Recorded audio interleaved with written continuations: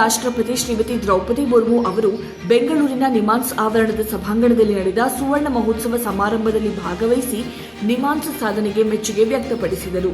ಕಾರ್ಯಕ್ರಮದಲ್ಲಿ ಕೇಂದ್ರ ಆರೋಗ್ಯ ಸಚಿವರಾದ ಶ್ರೀ ಜಗತ್ ಪ್ರಕಾಶ್ ನಡ್ಡಾ, ಮಾನ್ಯ ಮುಖ್ಯಮಂತ್ರಿಗಳಾದ ಶ್ರೀ ಸಿದ್ದರಾಮಯ್ಯ, ಇಲಾಖಾ ಸಚಿವರಾದ ಡಾಕ್ಟರ್ ಶರಣಪ್ರಕಾಶ ಪಾಟೀಲ್, ಸಂಸದರಾದ doctor CN Manjunath, Shri PC Mohan, Shri Tejasvi Surya, Shri Yaduveer Krishnadatta Chamaraja Wadiyar, NIMHANS ನಿರ್ದೇಶಕರಾದ ಡಾಕ್ಟರ್ ಪ್ರತಿಮಾ ಮೂರ್ತಿ ಸೇರಿದಂತೆ ಹಲವಾರು ಗಣ್ಯರು ಉಪಸ್ಥಿತರಿದ್ದರು.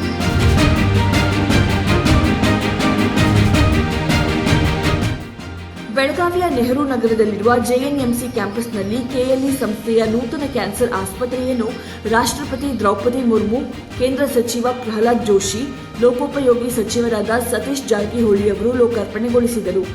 ಈ ವೇಳೆ ಮಾನ್ಯ ವೈದ್ಯಕೀಯ ಶಿಕ್ಷಣ ಸಚಿವರಾದ ಡಾಕ್ಟರ್ ಶರಣಪ್ರಕಾಶ ಪಾಟೀಲ್, ಸಂಸದರಾದ ಜಗದೀಶ್ ಶೆಟ್ಟರ್ ಹಾಗೂ ಇತರರು ಉಪಸ್ಥಿತರಿದ್ದರು.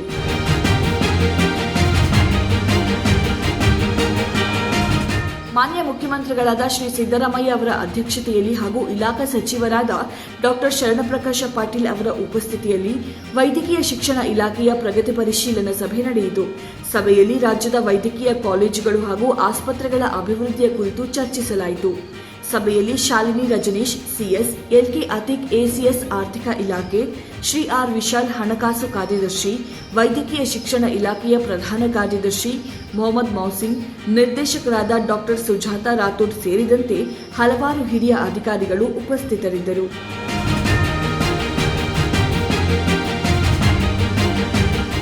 ಮಾನ್ಯ ಮುಖ್ಯಮಂತ್ರಿ ಶ್ರೀ ಸಿದ್ದರಾಮಯ್ಯ ಅವರ ಅಧ್ಯಕ್ಷತೆಯಲ್ಲಿ ಹಾಗೂ ವೈದ್ಯಕೀಯ ಶಿಕ್ಷಣ ಸಚಿವರಾದ ಡಾಕ್ಟರ್ ಶರಣಪ್ರಕಾಶ ಪಾಟೀಲ್ ಅವರ ಉಪಸ್ಥಿತಿಯಲ್ಲಿ ಜಯದೇವ ಹೃದ್ರೋಗ ಮತ್ತು ಸಂಶೋಧನಾ ಸಂಸ್ಥೆಯ ಆಡಳಿತ ಮಂಡಳಿ ಸಭೆ ನಡೆಯಿತು. ಈ ಸಂದರ್ಭದಲ್ಲಿ ಹಿರಿಯ ಅಧಿಕಾರಿಗಳು, ಜಯದೇವ ಆಡಳಿತ ಮಂಡಳಿಯ ಅಧಿಕಾರಿಗಳು ಉಪಸ್ಥಿತರಿದ್ದರು.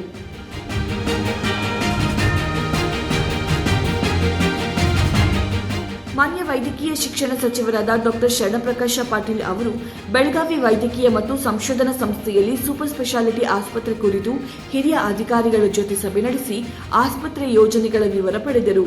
ಈ ವೇಳೆ ಬಿಮ್ಸ್ ನಿರ್ದೇಶಕ ಡಾಕ್ಟರ್ ಅಶೋಕ್ ಕುಮಾರ್ ಶೆಟ್ಟಿ, ಹಿರಿಯ ಅಧಿಕಾರಿಗಳು ಉಪಸ್ಥಿತರಿದ್ದರು.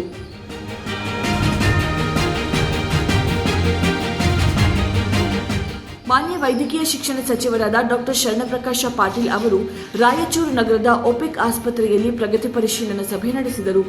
ಸಭೆಯಲ್ಲಿ ಶಾಸಕರಾದ ಶ್ರೀ ಬಸನಗೌಡ ದದ್ದಲ್, ಹಂಪನಗೌಡ ಬಾದರ್ಲಿ, ವಿಧಾನ ಪರಿಷತ್ ಸದಸ್ಯರಾದ ಎ ವಸಂತಕುಮಾರ್, ರಿಮ್ಸ್ ನಿರ್ದೇಶಕರಾದ ಡಾಕ್ಟರ್ ರಮೇಶ್ ಸೇರಿದಂತೆ ವಿಭಾಗದ ಮುಖ್ಯಸ್ಥರು ಉಪಸ್ಥಿತರಿದ್ದರು.